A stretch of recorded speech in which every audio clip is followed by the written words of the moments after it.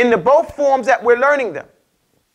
So, abjad is abjad. Hawaz, huttiya kaliman, sa'fas, qurishat, thakhid, dadik. Develop that. Then we're learning alifun, ba'un, ta'un, tha, jim, ha, kha, dal, dhal, ra, zay, sin, shin, sad, dad, ta, dha, ayn, ghayn, fa, qaf, kaf, lam, mim, nun, ha, wa, ya. And once we have that, the next lessons that we do will take you through letter by letter.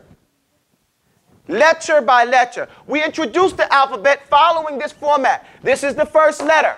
We will teach you everything you need to know about this letter. Everything from a hindsight position. Okay? But you have to be ready. That's why I gave you that handout that you have. If you look at your handout, it says on it, I got mine. Sifat with opposites. What does the word sifat mean? Sifat. This is an Arabic word. What is it? Descriptions. It describes something. Sifa. Right? Asma'ullah. What? Sifatu. Right? The names of Allah and His descriptions. The way that He is Rahman or Rahim. Rahman is His name. Rahim is His description of Allah. Right? Right? Ghafurur Rahim. Okay? Attribute. And something attributed to something or someone. There's something that is a description of Him. You attribute to Him, you know, attribute is just a bigger word for description. Okay? In English, when we get to English terminology, when we're referring to Arabic terms, you're not stuck to the English translation of that word. Okay? It's not the same thing as the Arabic word, where we're stuck with that word. This is the word that ulama have used. We use that word. However, in defining that, that is left open to those experts in that language. How they understand it and can best describe that Arabic original. Okay, so some people are so stuck on I'm not gonna say I'm stupid, but they get stuck on the chain. And there was a thing they taught us in school that you have to focus, but you can't focus too much. Meaning the man was chopping the wood and he was focusing on getting a good strike so he could chop the wood, that he forgot what his purpose of getting a good strike was, and he chopped the wood and chopped his leg. This is getting too wrapped up around the axle. You focus for the purpose of completing the objective. Okay? Sifat is an attribute. But most people, when they hear that word attribute, if they're American, they hear an English word, but they don't understand what that word means. Right? You ever see that show, Am I Smarter Than a Fifth Grader? You know? So if you ask most people what an attribute is, they'll give you 15, 20 different answers, but most of them have never looked it up to know what it means. But if you say description, they understand that. So we seek to use, Umar ibn Khattab used to not like people, poets particularly, who used to use big words that people were not familiar with. And he used to like the ones who could use words that, you know, easy on the mind. Okay, but yet still fulfill the objective. After saying that, sifat, according to me, is a description. Description of something. In such a way, and I think it's very wide, and it's because these sifat here that we're dealing with are not sifatullah. These are the sifat attributed to or given to each letter. Okay? So there are two types of sifat. How many types of sifat are there? There are two types of sifat. There are sifat with opposites. Okay? And there are sifat without opposites. Okay? This is important to you to know after memorizing this order.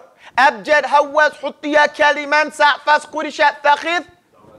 Alifun, ba'un, ta'un, tha, jim, ha, kha, dal, dhal, ra, za, sin, shin, sad, dad, ta, dha, ayn, ghayn, fa, qaf, kaf, lam, mim, nun, ha, wa, ya. After that, know there are sifat for every one of these letters. Some sifat have opposites, some do not have opposites. This is what you need to know. You will go home, you will study this.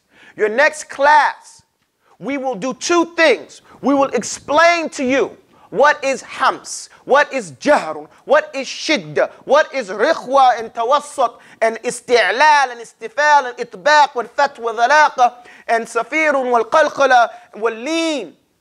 إلى آخرها, to the end of it, so that we use these terminologies and understand what they mean as we use them. And then as we go through the letter, we describe exactly how these sifat are taken into play in pronouncing these letters. The second thing that this does is it gives us time to focus on this letter.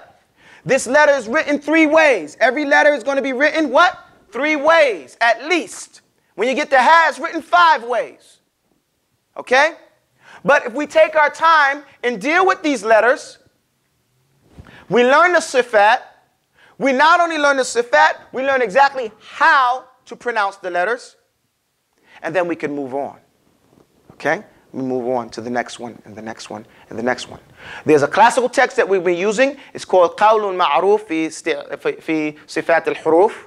That's one thing. We'll be using the other text, master letters, as a modern text to go through that. We'll be doing them. Let me see my schedule looks like. We'll be doing them. Abjad, it will be done in 1 day, so you will get the whole text before, so that you'll be prepared when you come to class. You'll have the whole abjad. You'll be told at home to review it, memorize it, come to class, be ready to work. Okay? Be ready to write and work. So, the next thing, next class also, we'll be doing this. You'll be learning how to write these letters. Can someone pass me something to erase this board? I'm giving you an example of what I mean right here. I got something. Here, pass me. I got something. Because you have to, before you can move on, you have to master writing and reading these letters. Okay? It cannot come second. It cannot be hesitation. Hesitation? Right. Hesitation kills.